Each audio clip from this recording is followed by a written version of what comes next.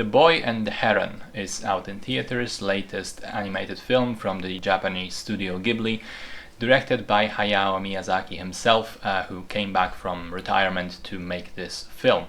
The production on it was very long, I think upwards of 5 years, because the hand-drawn animation takes time. Miyazaki is an old man now, and so he's sort of slowed down, and also because he partly reworked the movie, reportedly, after the death of his long-time collaborator and mentor Isao Takahata, the person who first discovered Miyazaki decades ago. And also Miyazaki himself intended for the film to have no trailers, no promotional material whatsoever except for one poster.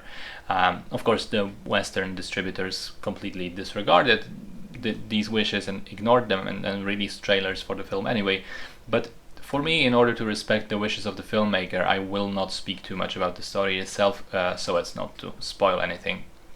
What I will say instead is that it's a return to sort of classic Miyazaki fantasy genre, that it's also hugely autobiographical in terms of the main characters, parts of the plot, both the literal and metaphorical sense, and also that it deliberately invokes scenes, sequences, elements and moments from other Miyazaki films, making it feel like kind of a mosaic, a sort of piece of reflection on his life and work. There are significant traces of Spirited Away, Howl's Moving Castle, Laputa Castle in the Sky, Princess Mononoke, even The Wind Rises. There are moments which made me think of Alice in Wonderland and Peter Pan. But as a whole, it doesn't really feel like this artificial amalgam of all these different things, but very much like its own piece of art, a unique and incredibly creative film. I personally loved it, but I will say, if it's your first foray into Studio Ghibli, you might not enjoy it just as much. And the reason is, it is one of the stranger movies in their entire catalog, in my opinion. But also because it's all, aside from being the surface level story, it's just such a meta commentary on the nature of Miyazaki's work and career. He very clearly comments on how he expected to find a successor to take over the studio and guide it further, and how he had expectations for his own son Goro to do so, and how most likely after the failure of Tales from Earthsea, those expectations remain unfulfilled to this day. So by the end, the film becomes this sort of contemplative piece on the transient nature of work, art, and legacy, and on the idea that sometimes you have to accept that nobody will continue your work in the way that you would have wanted to. That it will not go on after you're gone. It will be somewhat lost and wither away, and that it's fine. That it's just part of life. I love the animation style. Pretty much as always in the case of Studio Ghibli, it's simply gorgeous, hand-drawn 2D animation, right from the incredible opening scene, which is just beautiful and very kinetic.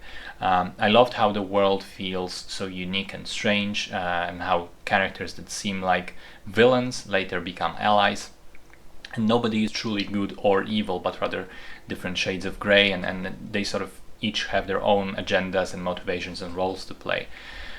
It's quite dark at times and quite funny at others. There's a scene involving these giant parrots who seemingly innocently invite the main character into a house, and then there's this quick cut to most of them holding knives behind their backs, ready to cut and eat the boy. And I found that moment and so many others simply hilarious. It really feels adventurous, like so many films of my youth, where a hero embarks on a journey to a fantastical world, and neither us nor he himself really have any idea where that journey will take him, what's coming next. Does it meander a little bit in the middle? Yes, fine, it does, and it does kind of make sense, the explanation that Miyazaki switched direction a little bit midway through production, because you can kind of distinctly see the different halves of the film. But to me, the strength of the opening and then the final acts more than make up for its faults. Again, I love the film. I think it's a great piece of art, and I appreciate it all the more knowing how it's such a personal message from Miyazaki, whose fan I've been for a long time, and how this fantasy film becomes an attempt, a successful attempt, I might add, to deal with your life and career towards the end of it. Great stuff, wholly recommended.